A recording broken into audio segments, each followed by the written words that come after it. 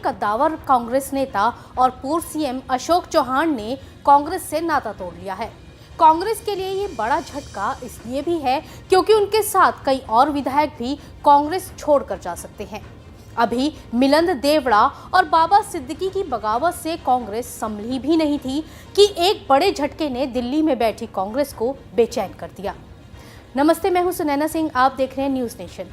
राहुल गांधी की न्याय यात्रा के मुंबई पहुंचने से पहले ही कद्दावर कांग्रेसी चेहरे ने कांग्रेस की गाड़ी से उतरने का फैसला कर लिया और साल 2024 के लोकसभा चुनाव से ऐन पहले ग्रैंड ओल्ड पार्टी को तगड़ा झटका दे दिया। नाम है अशोक चौहान। मैंने आज कांग्रेस वर्किंग कमेटी, कांग्रेस की प्राइमरी मेंबरशिप और हमारे जो लेजिस्लेटिव पार्टी है उसका भी इस्तीफा मैंने आज पार्टी को सुपुर्द किया है। मैंने अभी तक कोई भी पार्टी में शामिल होने का फैसला नहीं लिया है। मेरे सामने अभी 2 दिन बाकी है। 2 दिन के बाद मैं मेरी जो राजनीतिक भूमिका है वो स्पष्ट करूंगा। अशोक चौहान ने कहा, मैंने कांग्रेस पार्टी से इस्तीफा दिया है। मेरी किसी से कोई नाराजगी नहीं है। मैं जब तक रहा पार्टी में ईमानदारी से रहा। मैंने किसी भी विधायक से बात नहीं की है। सड़क पर किसी को बदनाम करने वाला इंसान मैं नहीं हूँ। अभी किसी भी पार्टी को ज्वाइन करने का निर्णय भी नहीं लिया है। मेरे पास 2 दिन का वक्त है। मैं विचार कर रहा हूँ। पूर्व मुख्यमंत्री अशोक चौहान ने अपना राजनीतिक फ्यूचर प्लान नहीं बताया, मगर चर्चाएं शुरू हो गई हैं कि उन्होंने भी मोदी की शरण में जाने का फैसला कर लिया है। बीजेपी ज्वाइन करने के लिए वो कई और विधायकों को भी अपने साथ ले जा सकते हैं।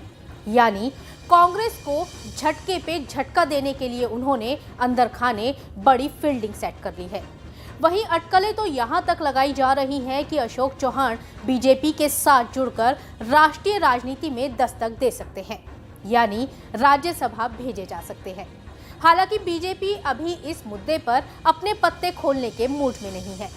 कांग्रेस के कई नेता हमारे संपर्क में हैं, क्योंकि जिस प्रकार का व्यवहार कांग्रेस पार्टी के शीर्षस्थ नेताओं का रहा है, एक प्रकार से ये सारे नेता अपनी पार्टी में सफोकेट हो रहे हैं। विशेष रूप से कांग्रेस में जो जननेता है उनको ये लगता है कि अब देश के मुख्य प्रवाह में हमने काम करना चाहिए, जनता के लिए काम करना चाहिए। इसलिए कई लोग हमारे संपर्क में हैं। अब कौन कौन हमारे संपर्क में है इसका खुलासा धीरे धीरे आपको होगा। तो मेरा आपको इतना ही कहना है, आगे आगे देखिए होता है क्या। अशोक चौहान मराठवाड़ा से हैं। वो दिग्गज कांग्रेसी नेता शंकरराव चौहान के बेटे हैं। उन्होंने महाराष्ट्र से दिल्ली तक सियासत में अपनी गहरी छाप छोड़ी। पिता के नक्शे कदम पर चलकर अशोक चौहान भी कांग्रेस का एक मजबूत फ्रंट बन गए। यही वजह है कि साल 2008 में मुंबई में हुए 26/11 हमले के बाद चौहान के विरोध के चलते विलासराव देशमुख को अपनी कुर्सी छोड़नी पड़ी थी। तब कांग्रेस हाईकमान ने महाराष्ट्र की कमान चौहान के कंधे पर डाली थी। 2 साल तक वो राज्य के मुख्यमंत्री रहे, मगर आदर्श सोसाइटी स्कैम में घिरने के बाद उन्हें भी इस्तीफा देना पड़ा था, जिसके बाद उन्हें संगठन की कमान सौंपी गई। यानी पिछले 2 दशक में अशोक चौहान किसी न किसी भूमिका में कांग्रेस का चेहरा बने रहे। यही वजह है कि अशोक चौहान के कांग्रेस पार्टी को छोड़ने को बड़ा झटका माना जा रहा है।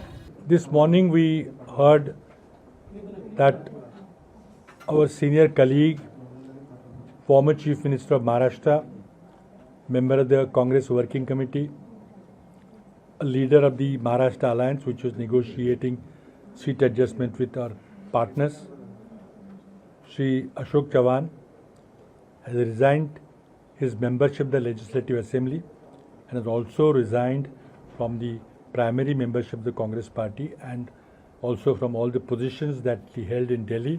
वहीं कांग्रेस अपने पारंपरिक गढ़ महाराष्ट्र को एजेंडे में रखकर इसी साल होने वाले लोकसभा चुनाव का प्लान तैयार कर रही है। कांग्रेस अपने स्थापना दिवस पर 42 साल बाद नागपुर में बड़ी रैली करेगी और 20 मार्च को मुंबई में राहुल गांधी की न्याय यात्रा को खत्म। लेकिन इन शक्ति प्रदर्शनों के बीच मिलिंद देवड़ा, बाबा सिद्दीकी और अब अशोक चौहान का हाथ का साथ छोड़ना बताता है कि कांग्रेस को अपने ही नेताओं को अपने साथ जोड़े रखना फिलहाल बड़ी चुनौती है।